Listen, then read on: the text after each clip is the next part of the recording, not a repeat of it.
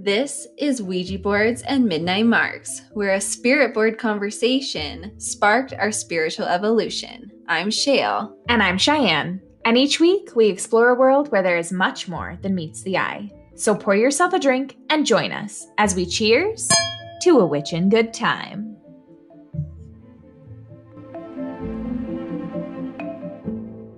Welcome back, everyone, to another very special guest episode of Ouija boards and midnight marks.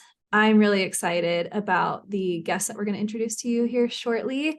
As you know, here on Ouija boards and midnight marks, we really like to break down the thoughts of taboo around death, really kind of sink into how we feel around conversations of death and what it looks like in our society, and really just kind of build a relationship with it. So we have another really beautiful guest. We've had the honor of speaking to Hannah from Morning Light Divination to talk about death doula work and community-centered death work as well. And so now we get to introduce another lovely guest, Carla Davis, take the conversation further. So before we get started and before we introduce Carla fully, Cheyenne, what are you drinking today?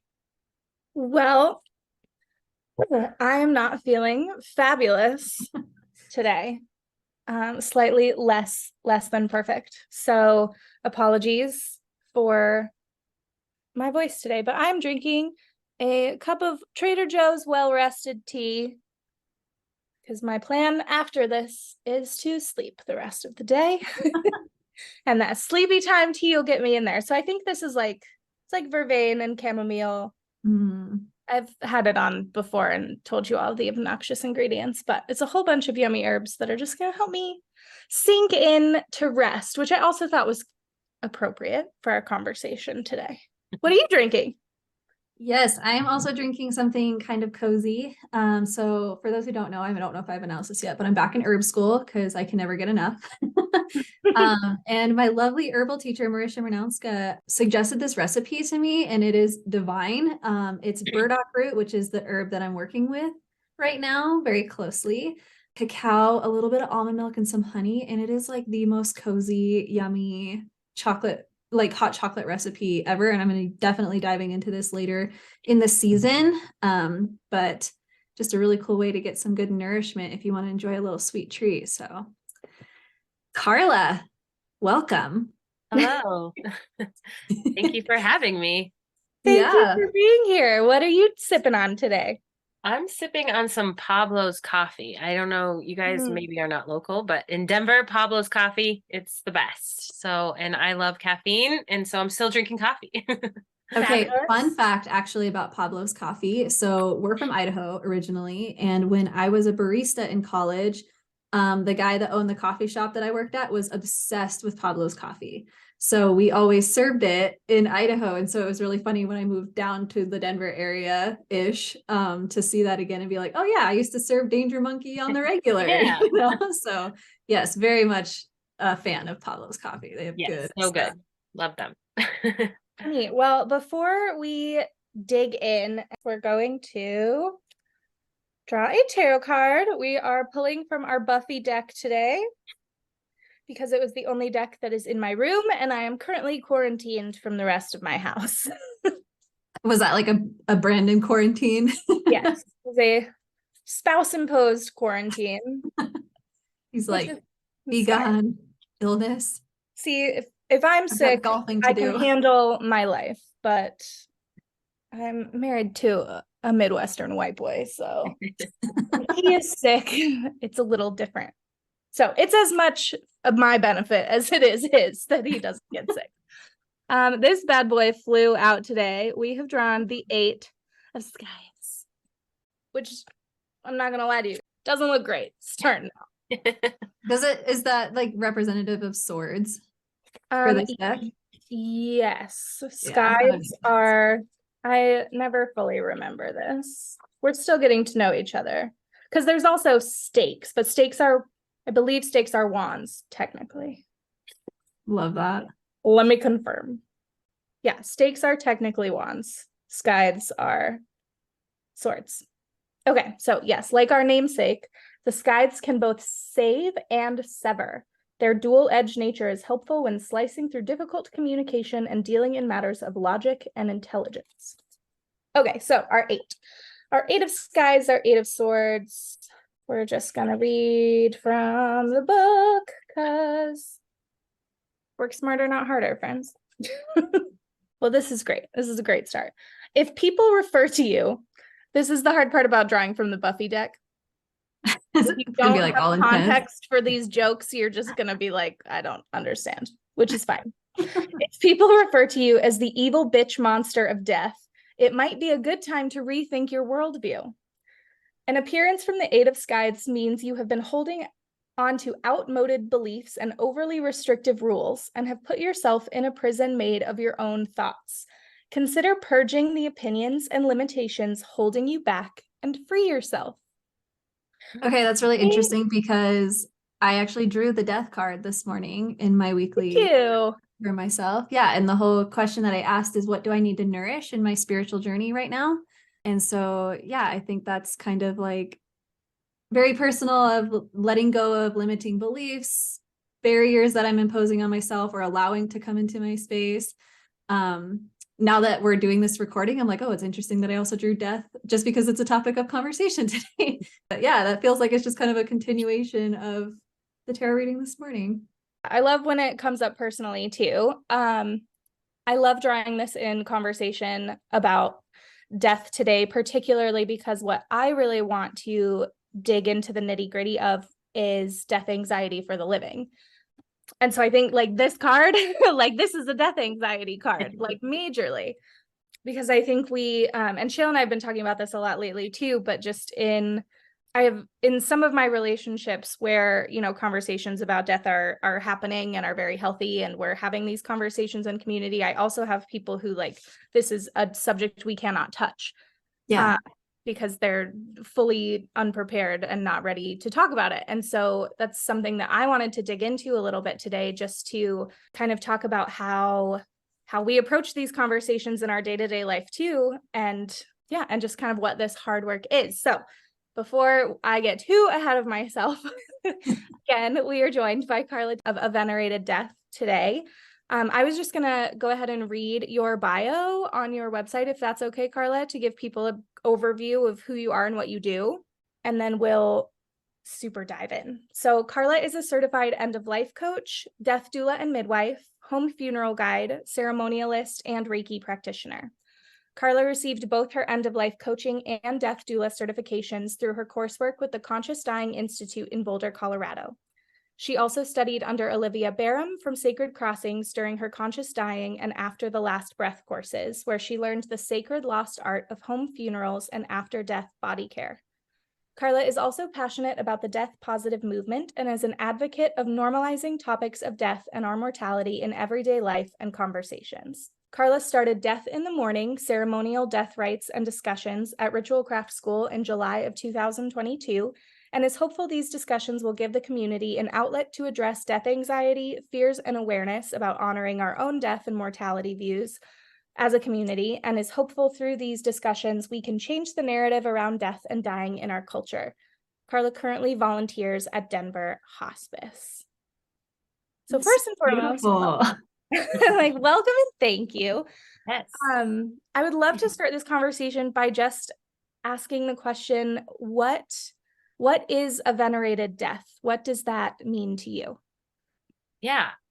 So a venerated death is kind of like my slogan, so to speak. It wasn't meant to be a slogan, but it was kind of like my mission or my why when I was like really kind of formulating all of this is bringing death back to its sacred place. So a venerated death is the way that we honor and we venerate our dying experience. So our human life, but also the times that will inevitably happen as to the ceremony and the sacredness around our dying. So that's really what a venerated death is an honoring and kind of change of perspective or view on how we handle death in our lives for ourselves, and also how we're doing that for our community and our families. That's gorgeous. I love everything about that. Thank you.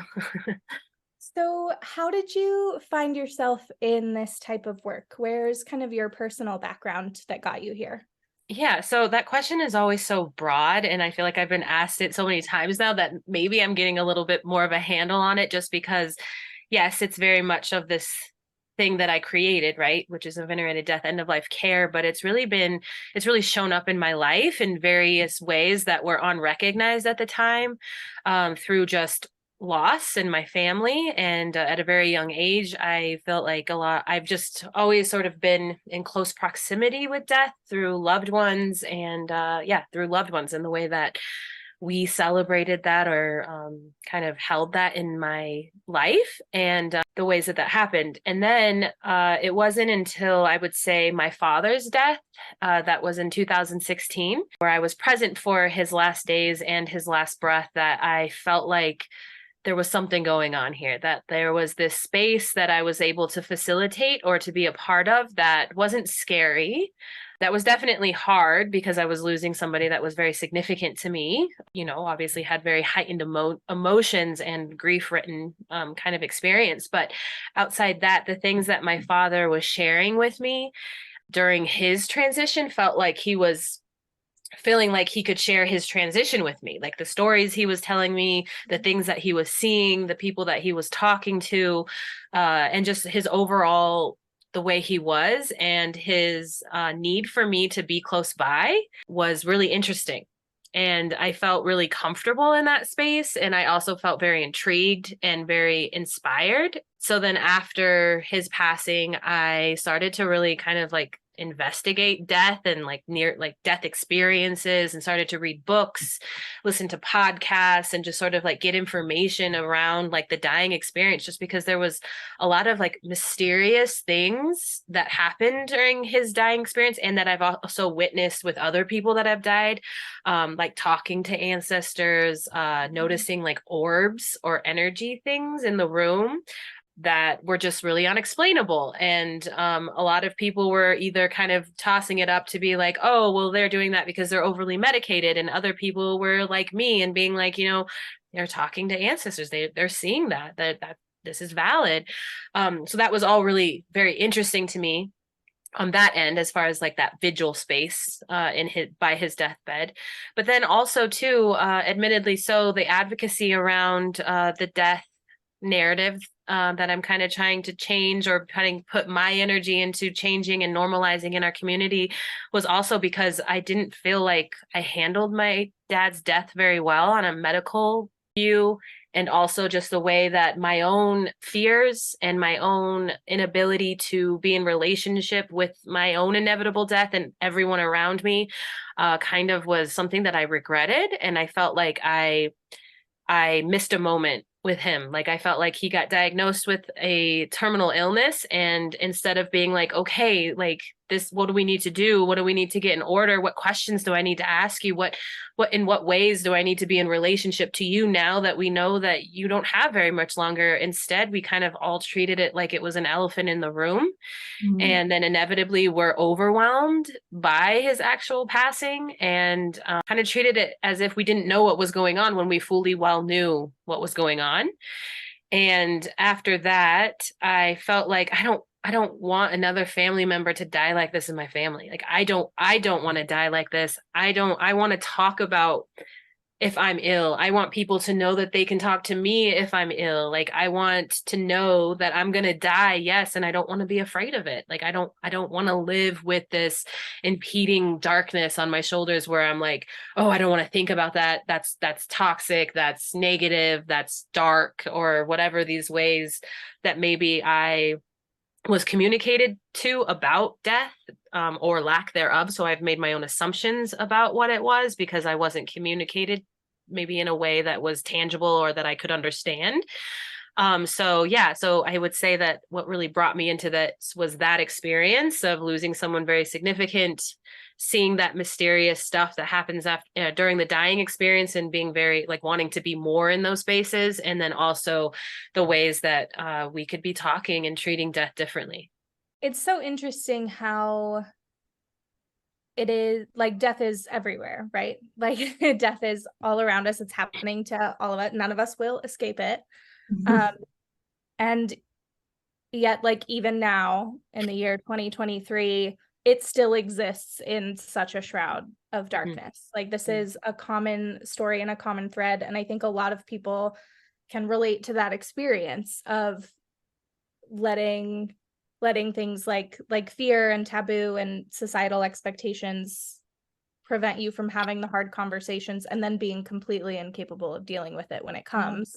Right. Because nobody had any of them. And then not only are you going through the grieving process, you're having to do all of the like logistical, put people's affairs literally in order. And that's really hard for so many people. So I love that you come to it with a deep understanding of probably what a lot of your clients go through. Yeah. Can you talk about what you offer? A range of services, but can you kind of walk us through what that process looks like now? What that end of with a client who's nearing the end of their life, what conversations are you having? What conversations should we be encouraging people or ourselves to be having in these spaces? So what do you wish you would have known is the better way to phrase that. Right. The biggest thing is choice.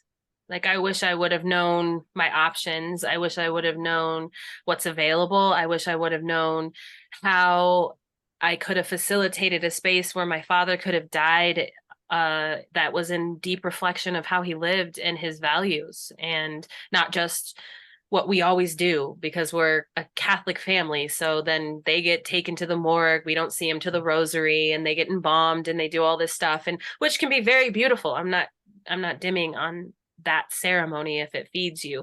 It's just that I think that we go off habitual behaviors and habitual ways of handling death because we don't know our options and we don't seek them out beforehand.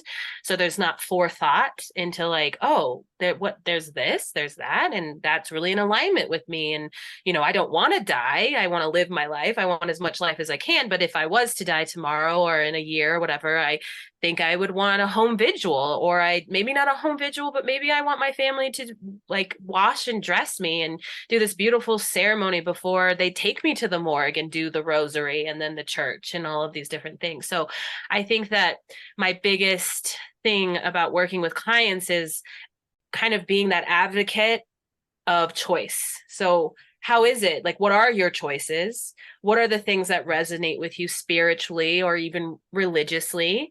How do you want to be cared for at the end of life? Not just when have taken your last breath, but what does that look like? Okay, you don't want to die in a hospital. All right, so how do we set up the best case scenario given your circumstances of where you are in your health today to advocate for you being at home as long as possible? And what does it look like if you did need to go to the hospital? How can we still make that special? How can we still make that based off of your values and your wishes? So I guess to answer in a big string or like a big picture, if I'm working with a client who wants my death doula services, which would be pre-planning, advanced directives. So I kind of fit all of my death doula stuff into like planning for end of life, doing advanced directive groups, advocacy around choices, investigating what those choices are, speaking one-on-one to what's important to you from a very physical, spiritual sort of way of living, to holding the last days of life, which would be holding vigil for someone as they're passing. And in the best case scenario, it would be before that happens that I know what they want and we have some idea and we've shared some of those wishes and those wants with our family members and our key people that are going to help facilitate this space. I will admit that I usually don't come across a client that has done that pre-thing. So a lot of times people are calling me when death is very imminent and we don't know what they wanted and we don't know how to honor them, but we know that we want to honor and we know that this space needs to be honored. So then I come in and I do the best that I can to facilitate something meaningful under those circumstances. What types of questions do you ask like family members and stuff too? If you have somebody or a client who you really don't have any sort of roadmap, how do you create one? So it's many questions, but I think that maybe if I could just name like top 3 questions that would be important in that initial conversation is like, what is the most important thing to your loved one, or what's the most important, like how have they lived that has really given them life? Like, are they a gardener? Are they a reader? Are they a nature person? So it's really kind of like getting to know them as to who they are and how they've lived their life, understanding all of those on a very practical, spiritual, and physical way. And then the next things too would be the next, like, what are their wishes? What is your wishes at end of life? Whether that's from a terminal illness or old age, or maybe we're just pre-planning, at what point is medical intervention helpful and what point is it not? And what does that look like? So I think the next step would be, all right, we see where this person's values are and who they are and what they've loved and what's given them life and given them, happiness. And then the next would be on a medical sense of, okay, I just got a 6-month prognosis. I'm now on hospice. I'm okay with having a DNR because I know that I don't want the access treatment, because that's going to do more harm than good and only prolong my dying process. So I just want to live. I want to live the rest of my days comfortably. I want to just comfort needs, but no big extravagant medical things. And I want to be at home as long as possible. So then we're asking questions as to, okay, do you want to be at the hospice facility? Do you want to even be on hospice? Do you want to be at home? Do you want to be in a hospital bed or your own bed? Do you want to be at home? Where do you want to be in your home? What does that look like? Do you want to be in the most well-lit room so you can see outside if you're unable to go outside? Do you want to be where your books are because your books and were important to you? So we're asking these really nitty-gritty of, like, what does that look like? How does that make you feel? Like, what smells do you want to be smelling? What do you want to be hearing around you? Or if anything, do you want people to be around you all the time, or do you want time of moments of reflection and alone time? Who are the people you want and who are the people you don't want? And so we're asking a lot of intricate, detailed questions as to how they want that experience to go and who's a part of it and what roles those people are playing. I'm like really intrigued by how similar and how interwoven like the concepts of birth and death are together. And like as you're describing all of this, there's a couple of things kind of swirling in my mind. And first of all, I love the fact that there is the term death doula that just really reflects a lot of the same services as a birth doula, especially from that like self-empowerment perspective. Like that really is the role of a doula on both of those ends, is to like help whoever you're guiding through this major transitional process in really like a spiritually liminal space, right? Whether it's birth or whether it's death, to be able to know what they have available to them as far as options or how they can advocate for themselves as well. And if they're just not in the space to be able to advocate for themselves, which can show up a lot if you're going through a dying process or if you're in a birthing process, to have somebody there in your corner that can help with that advocacy.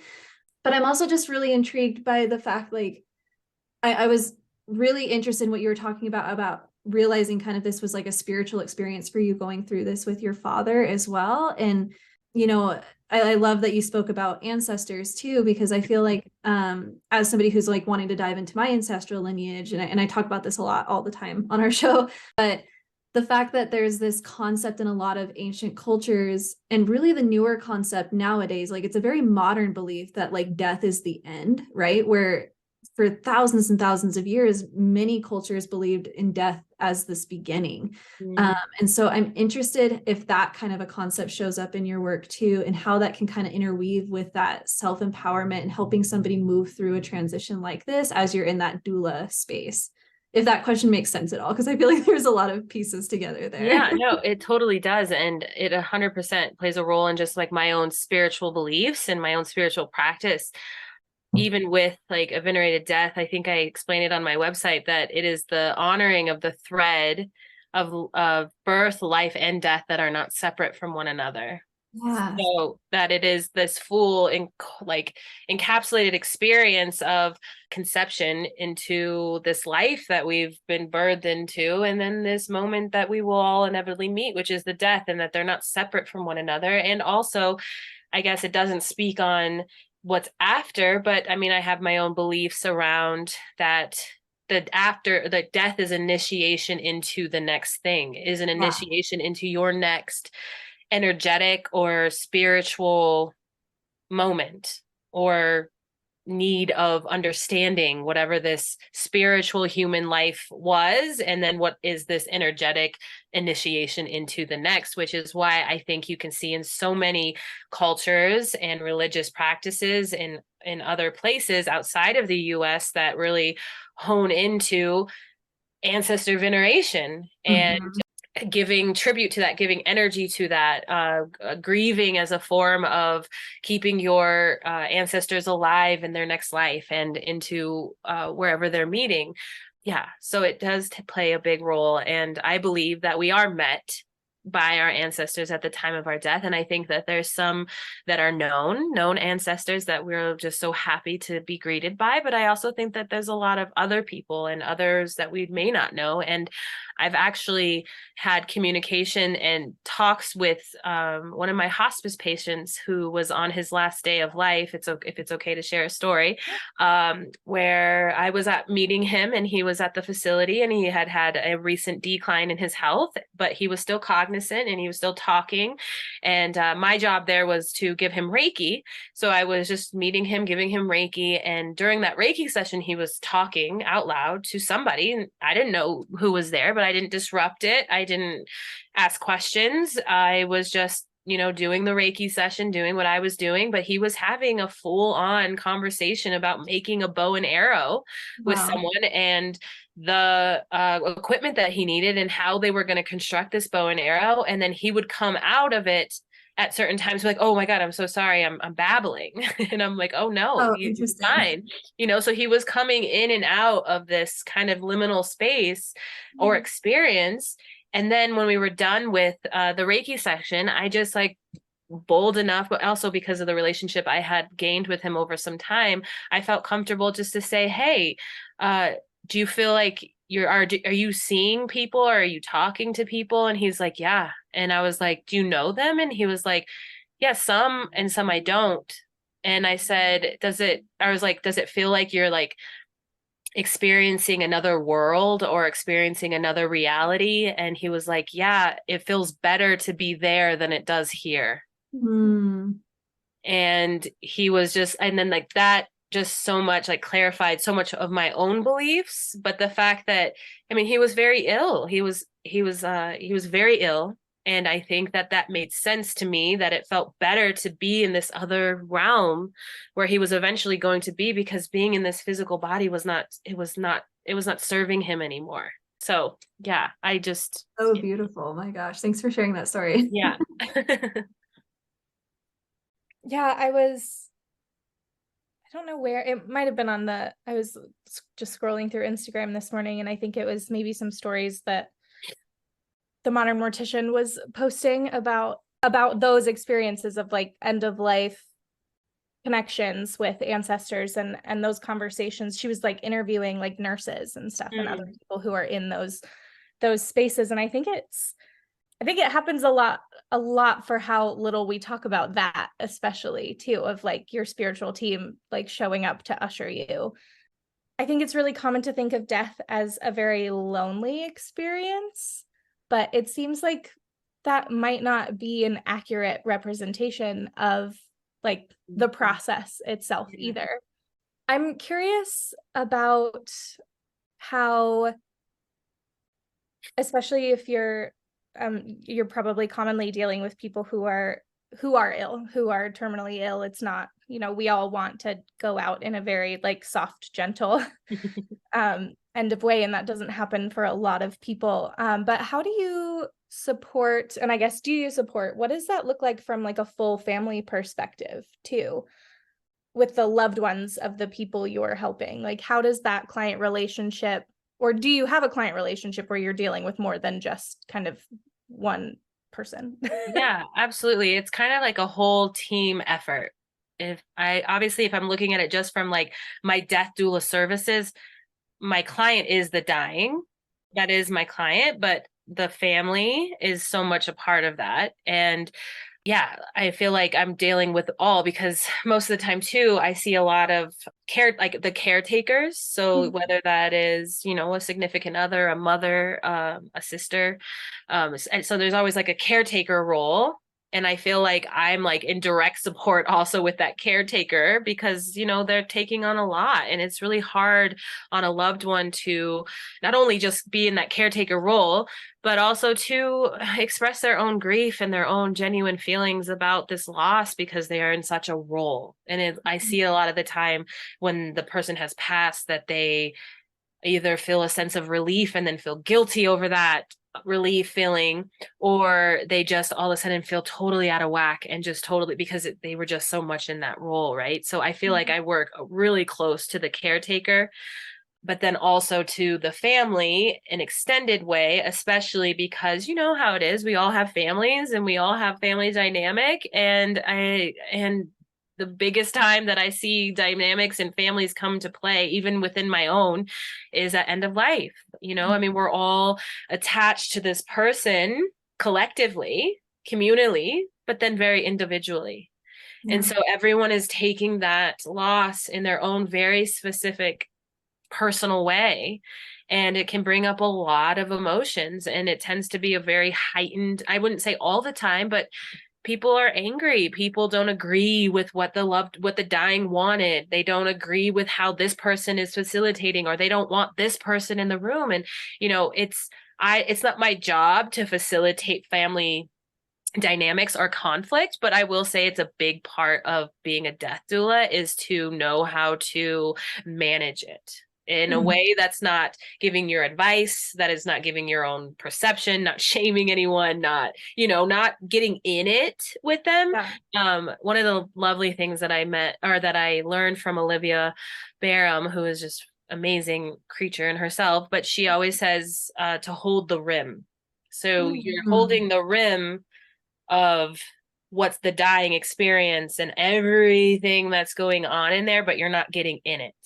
So you're just holding the rim. And I feel like that is like what I think of, or like energetically, sometimes before I even enter a room, I have to really just like, because we're human, and I'm also very like empathetic, and I can be really drawn in by heightened emotions and things like that. So I just like imagine just like holding this rim and allowing whatever needs to happen in that space to happen, because there is things that happen in the dying space. And I believe that the deathbed is a holy space. It's holy ground for like a lot of very beautiful and very human experiences to happen. And sometimes it looks like family members not getting along, and sometimes it looks like the dying being upset, and all of the ways that it's facilitating. But I think it's working itself out the way that it needs to, because death is such a monumental moment in a family's lineage, but also in that dying person's life. So to answer your question, I work with all of them, but my job is to facilitate what the dying person wanted and advocate for that. But I don't get into the family drama of it all. Right. And I don't necessarily take what one person's opinion is on what should happen if it's going against what the dying person wanted. Although I won't get in the way if it goes in a different direction. If that makes sense. Yeah, it does. Yeah. Because I imagine that is a complicated space to exist in. And so that leads me to kind of this question then too. What are your like ethical considerations and boundaries? Like, how do you, like, what's your spiritual hygiene practice, to the extent that you're willing to share it, of maintaining your self in these spaces too? Yeah, I was thinking about that question too, because I'm like, as you were talking, Carla, I'm like, wow, with things like death doula work, it's very heart-centered community work. And like, I'm always thinking, like, I'm an herbalist in training, so I'm always thinking about how these kind of tie together. And so when you're a natural born like healer wanting to fix things, like, how do you help avoid doing the fixing in that too? So how do those things all weave together? So it's a journey, I'm learning as I'm going a lot. So I want to just say that, just because it's a journey. But I will say that I think the best way to describe it, even though I can give you tangible things that I actually do, is that I do feel like I have taken ownership of the service that I want to give to my community, because that's what it is a service. It's a communal service to humanity. And so I view it that way. I understand it that way, and I take ownership of it. So I'm owning that service that I give. And when I come at this work from that place, I feel like I am doing good work. Like I feel like I am doing not only my authentic calling, but I'm also giving to those spaces, and I am being of service where I don't feel drained. Like I don't feel like I get compassion fatigue. I don't feel like I get any like residual, sorry, I can't speak. Any aftermath of like being in a really heightened emotional experience when I'm coming from that place. But that being said, is I have to stay very, very keen on when I am actually able to be in that space. Because I also have my own life. I'm a mother of 2, and I work part-time, and I have my own things as well. And so I have to make sure that when I'm giving that service, I'm coming from that authentic space, because it won't serve me and it won't serve the family or the space that I'm entering if I don't. I'm very just like yes or no. I can take this on, or no, I can't. And so I'm very strict. Strict in the way of like making sure that that's feeding me and that will feed the family. But what I also do is I have a spiritual practice that also takes care of me, which is making, like I have a meditation practice. I feel like that is my biggest source, because it makes me feel like I need practices that get me into my body and like get me into my sensory field in a way where I feel grounded and I feel, like where I can get into my spirit sense and a lot of the time. So I do try to meditate as often as I can, or just find moments where I can pause. If I'm working with a family and before I'm even entering a room, or even in the car, I guess it starts in the car, is that like I intentionally say prayers or blessings that separate me from, or separate my experience from what I'm about to enter. So I use like tourmaline stones. This always like sounds funny to say out loud, but it's probably not to you guys, is that I use these tourmaline stones and I put them in my hands and I ground myself with the earth, the fire, the water, and the earth. And they take that, and that I'm protected in that way, and that I'm grounded in that way. And then I do it again before I enter the door of the dying person or the family's home, to be like, I'm here as an act of service that is in the highest, best potential, and love and care for myself and everyone involved. So I do a lot of like kind of like degrees of separation energetically as I'm getting there, and then kind of do the rewind as I'm going back. So then I kind of am like, take a breath when I leave the space and kind of get back into my own field of energy. And then I do it again in my car. And then I kind of just don't look back. Like I can't take that with me into my home.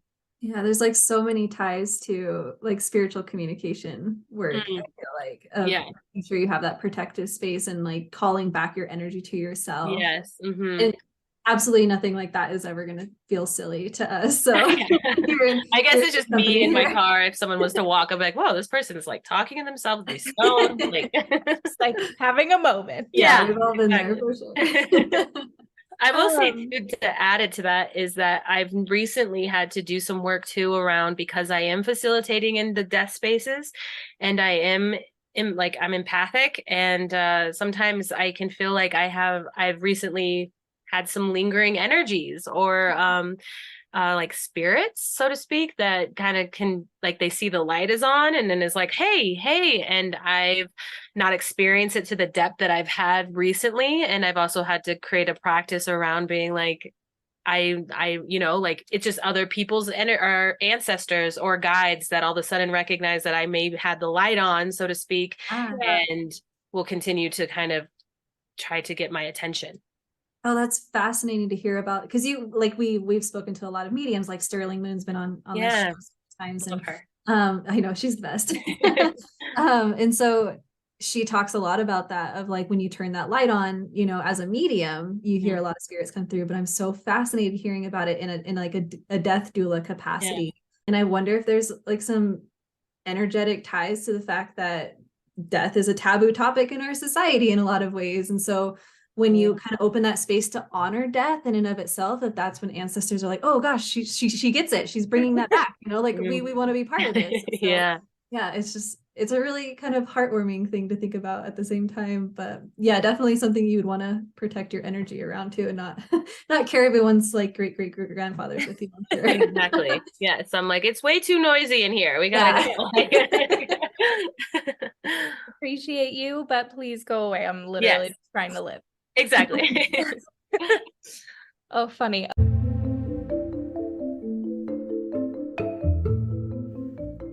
Hello, dear Coven. We hope you're enjoying this conversation as much as we are, and we encourage you to explore Carla's work and offerings beyond this episode at www.avenerateddeath.com and on Instagram at _venerated_death.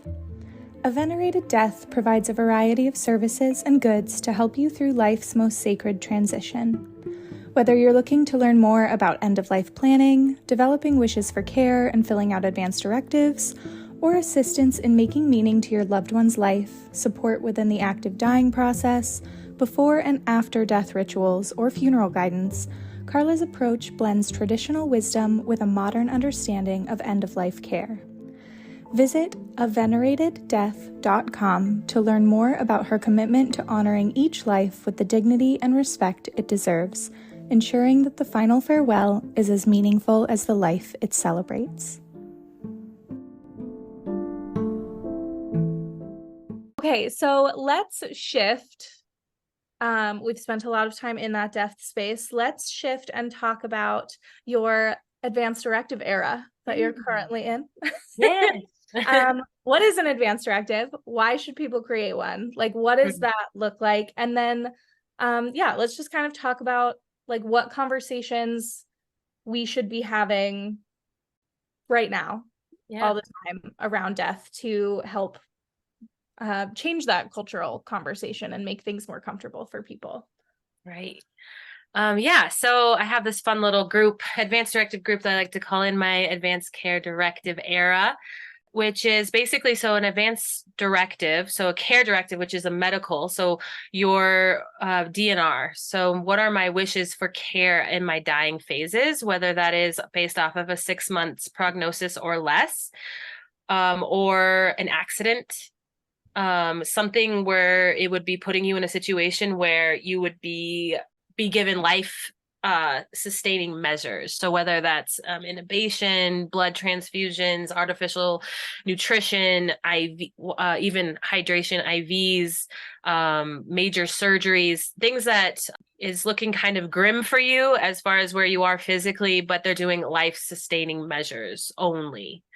So that could look like various different circumstances, but an advanced directive is basically the forethought of, if I am in this circumstance, this kind of grim, I'm going to just call it grim, physical circumstance for whatever it is, how do I want to be cared for? And when do I want that to kick in? And when do I want it to end? And when do I only want comfort measure care? So this is so in Colorado, there's one in every state, where there's this lovely website called everplans.com, and it has the state regulated by law advanced directive for your state that is free, that you can download and print it out and fill it out yourself. So you do not need me. You do not need an attorney. You do not need anyone to fill out your advanced directive for your state. At least in Colorado, you just need 2 witnesses that have no attachment or benefit to your estate. Meaning after you die, they would not reap a financial benefit of your death in any capacity, to sign. So you need 2 witnesses and then a notary, and it becomes a legal document in the state of Colorado that you can use and that you can give your medical team, you can give your loved ones and say, these are my wishes, and they have to abide by it by the court of law. So a lot of people don't know that, and I'm always fascinated by that, is that we think that a living will and a will, like a will and testament, and your advanced directives, which are separate things, have to be done by an attorney. So I hear a lot of people that go to attorneys and pay a lot of money to get this done. And it's like, it's free. You don't need an attorney. But I mean, obviously too, if you need, I don't know, people have complicated things that maybe they do need that. And for sure it's a needed thing in certain circumstances, but for the most part, you don't need anyone. And the reason why I offer it as a group is because I don't know, I get overwhelmed by paperwork. I'm like, oh my God, like this is like 5 pages long and I'm sure that I could do it, but they're also not easy questions.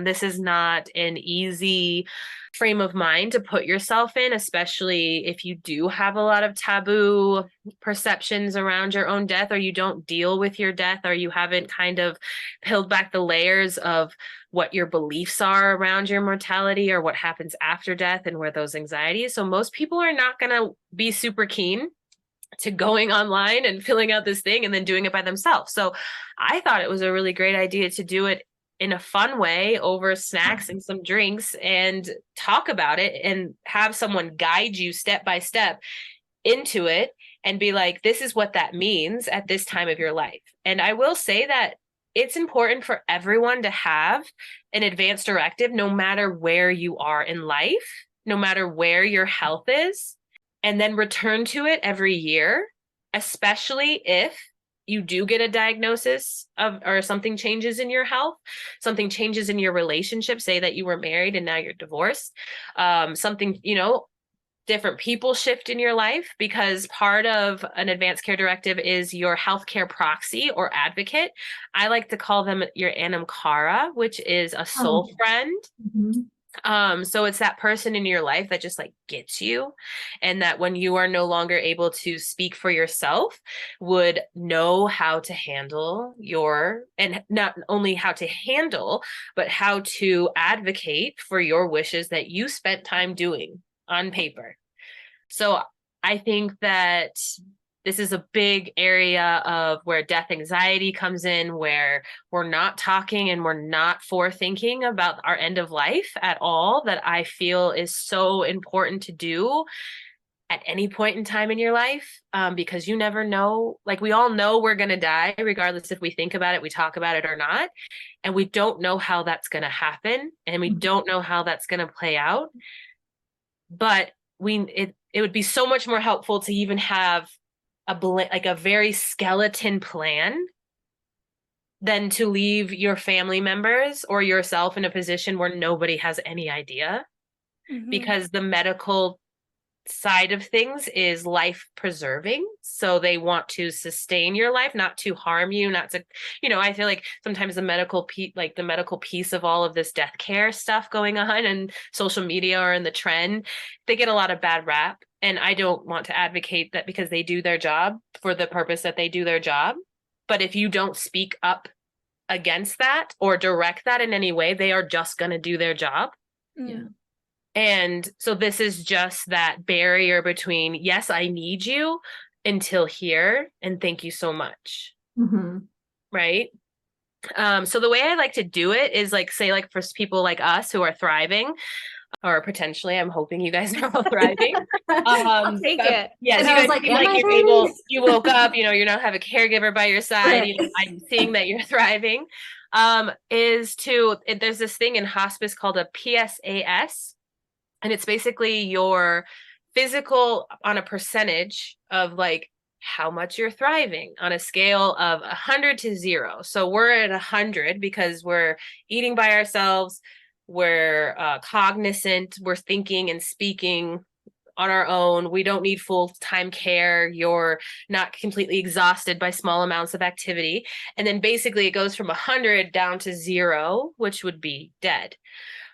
So what I like to do before we get into the advanced directives in my groups is we start off by filling out that, just to start, because it can be hard just to go in and be like, well, I don't know. I'm not in that position. How do I know if I'm going to want that treatment at this time?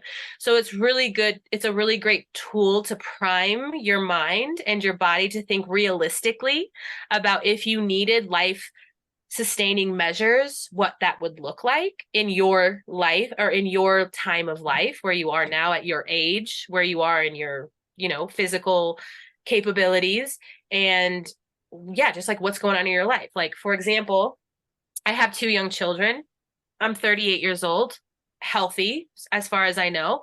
If I was to get off of this Zoom call and I was to get in an accident, heaven forbid, and I was in the hospital and they didn't know what was going to happen, but I'm getting all the treatment, I would probably want them to continue to work on me because I have 2 young children. I'm 38 and I'm healthy and I have a better outlook. I mean, we don't know, but I have a better outlook of how that would look for me in the long run than it would if, say, I'm 68 with a terminal illness and already declining. Then maybe that wouldn't be so great on my body to continue to get extra support. Maybe I should just get comfort care at that moment. So I hope that I'm explaining this like in a range of being like, all right, here from where I am now, I probably am not going to let my DNR take effect until I'm at a 30% or less, which is where I'm needing mostly round the clock care. I'm kind of in and out of consciousness. I'm not eating. I'm in a lot of pain, you know? So there's ways that you can fill out your advanced directives without having a life-threatening emergency or your mortality being sort of thrown on your lap because of a prognosis or a diagnosis.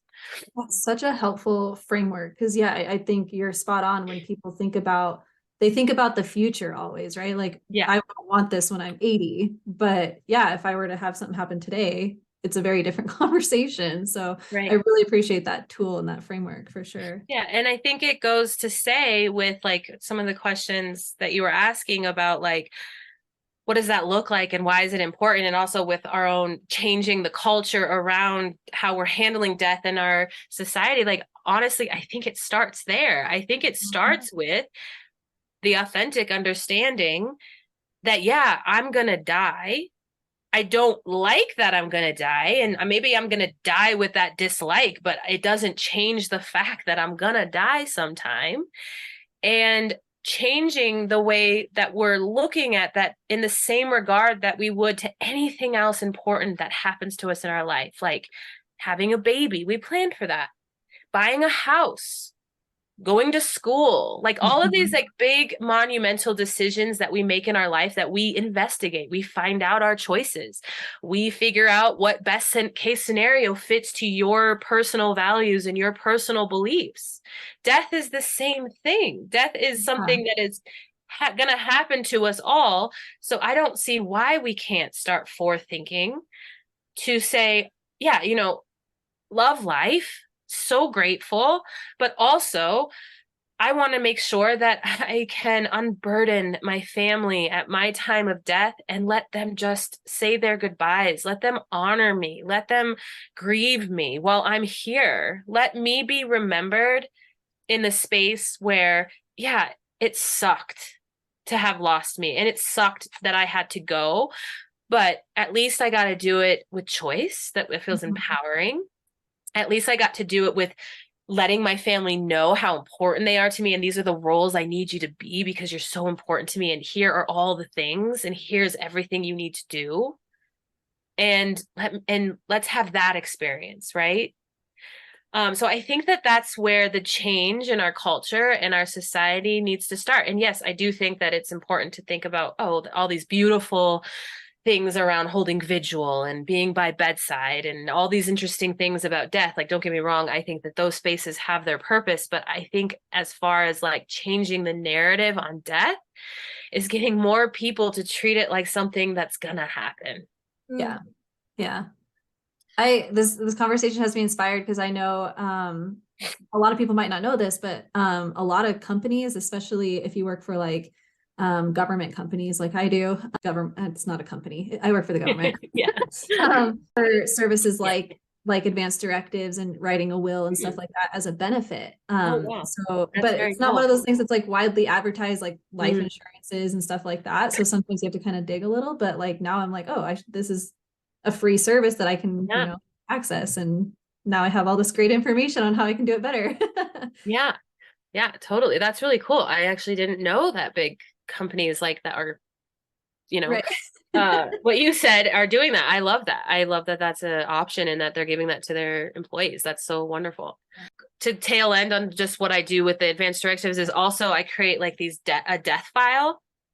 So it's like basically a file with like your advanced directive, with your PSAS, with your, in Colorado, we call them a MOST, which is your life sustaining measures. You only get them if you are diagnosed with a terminal illness, or you're elderly, or you have something medical going on where you could die in your home. And it's basically a bright color, or green in Colorado, like a highlighter color green, and you put them on your fridge. That way, when the ambulance is called, that they can see that they do not want life-sustaining measures, and then they can make the decision from there whether or not they even take you to the hospital. Because if you already want just comfort care and you're not needing like like sustaining measures, they may just be like, okay, they had an acute respiratory situation and I'm going to give them oxygen and then I'm going to go.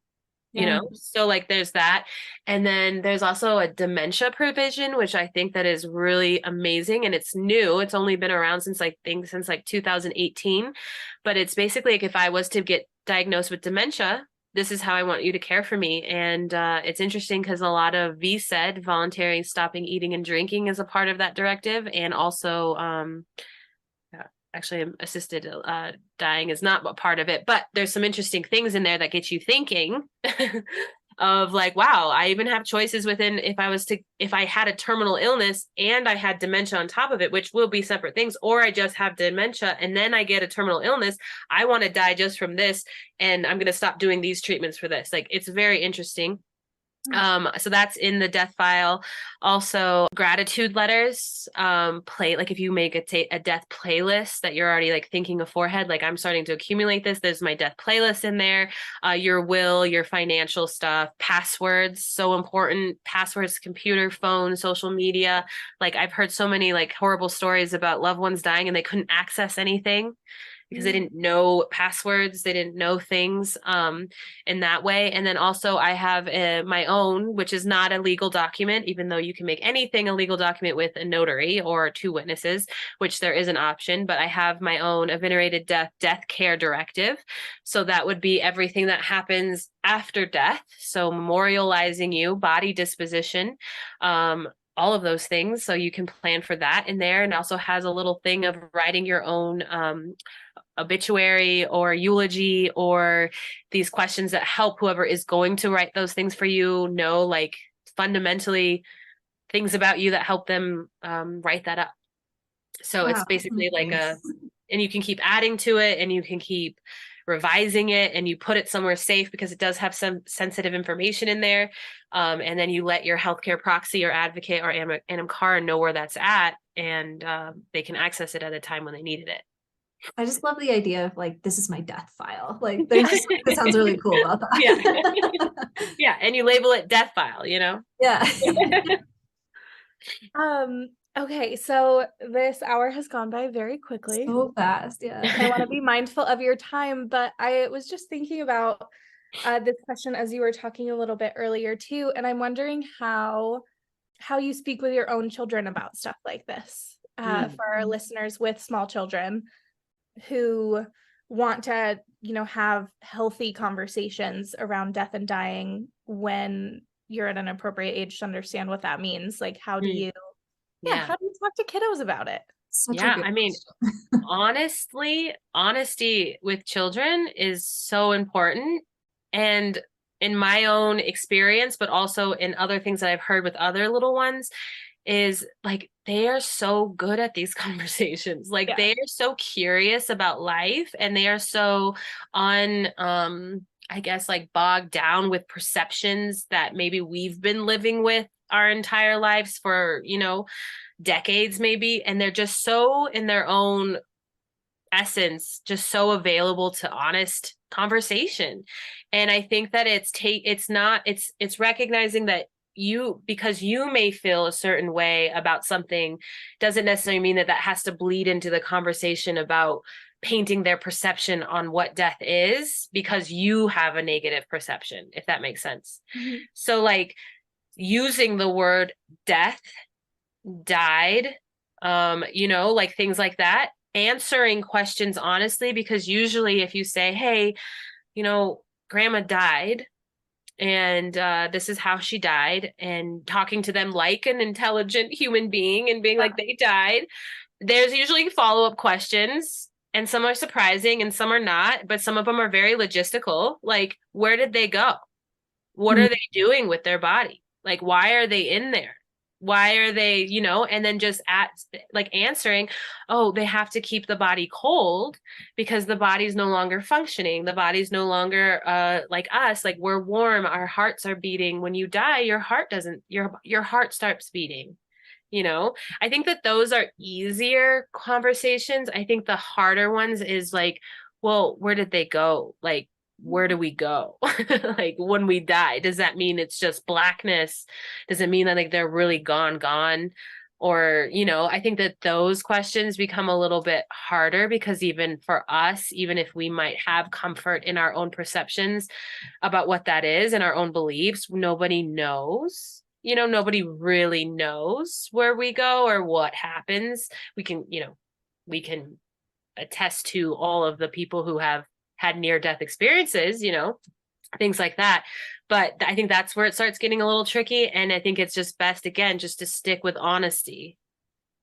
And also, yeah, like just using the words, not sugarcoating, not feeling like you have to, make something a rose-colored glass. You can make it as like, because you're also dealing with it, especially if like it was someone in your loved one, like also showing your vulnerability and showing your pain and showing your grief to children is the skill that helps them understand their own, and in a later time maybe be able to recognize it a little bit deeper than coming upon it for the first time with confusion. Like, well, they explained it to me this way, but it didn't make sense, but this is actually how I'm feeling. And no one has ever represented that for me. So representing your grief to them is also really helpful. I love that. I love that. That was And great. there's a ton of great books too, like on child grief and like fun ways that like they're making stories into loss. And like, I just am like, I love those options as well. Cause obviously kids really, their imaginations are so big, and so just active that like understanding death and grief and loss through a story is really effective too. I love that. Yeah. Shale, do you have any parting thoughts before we transition into the next phase of this podcast? I don't. I just think this has been such a beautiful conversation, and I appreciate you sharing your wisdom and experience with us. And yeah, I'm mulling over, like you think about things like the will and stuff like that, but it's just every time we have a conversation like this, I'm like, oh my gosh, there's a lot to think about in this There's a thing. lot of things you need to But focus I appreciate you presented it in a way that I don't feel overwhelmed. I feel like kind of inspired and excited of like, oh, this is a way I can empower myself or be there for my family. So I appreciate that perspective. Sure. Awesome. Me too. Is there anything coming up in the future? Let me check when this episode is going to be live, because we only exist in the liminal. Yeah. The liminal calendar. Yeah. I am actually going to be, so I do it's called Lay Me in Honor. It's an evening of death contemplation. And so basically it's a living death meditation. So I actually take people through a ceremonial death washing and then a shrouding, where you get to, it's a very personal experience and very physical experience. So I am doing that at Studio DDLA in LA. It is with Jill Schock. I think that's her last name. She is the she's the owner of Studio DDLA, but it's called Death Doula of LA is her business, and she's a death doula herself that just opened up this wonderful space and collective in LA, and she's offering events. So I'm actually taking that there on December 7th. So that's a Thursday at 6:30 p.m. and I'm really excited about that. To offer that in that space. And then other than that, I'm probably just going to be continuing with my Death in the Morning conversations every first Sunday of every month via Zoom. from 9:30 to 11 through Ritual Craft School. And then also I started a parent loss grief circle for people who have experienced loss of a parent in their 20s and 30s. So I'm offering that every third Sunday of every month at 10 a.m., also through Zoom. So I'm thinking that will still be going on, but as far as I know, it's just the Studio DDLA death contemplation event, and then those things over Zoom. Well, that's so exciting. You will find links to this, to Carla's website, her Instagram, so you can dig in a little deeper and find some more resources for yourself as well. All of that will be linked in the show notes. And yeah, I really want to thank you so much for coming and sharing your expertise. And we like to end all of our episodes with a per witchin slip for our listeners to take with them the next week. And just to kind of like keep in mind as they go about their lives. And I feel like your per witchin slip for this episode is going to be, we're going to give you more homework again. I look into the advanced care directive for your state. We will put the Everplan, you said that's the website. Everplan.com. That will go in the show notes as well. See what's offered in your state. I think that choice is a really important thing, and understanding what is available to you really matters. Like certain funeral practices are not legal everywhere either. So making sure you know what your options at end of life are and where you'd like to be is really important. So your per witchin slip is to have the uncomfortable conversations with yourself this week and think about what you would like your end of life to look like and how that transition ideally would go for you, and then put that into action and start filling out some paperwork. And I think I would add to that too, is like those conversations start with yourself. But I loved what Carla said about doing things in with other people too, and not feeling alone. So we're always open to these types of conversations. And like we said, we'll have Carla's information linked in all of the places. So if this is something that feels a little daunting to have a conversation around, we're all here to support and be that beautiful community. So yes. All right. Well, cheers, witches. Thank you so much. Cheers. Thank you. Thank you.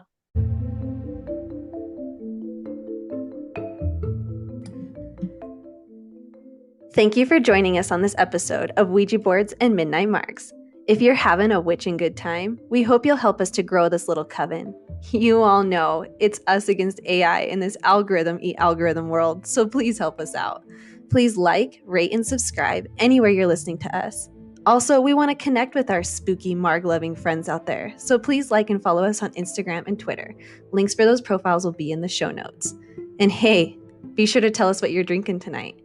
We love you all so much, witches. Cheers.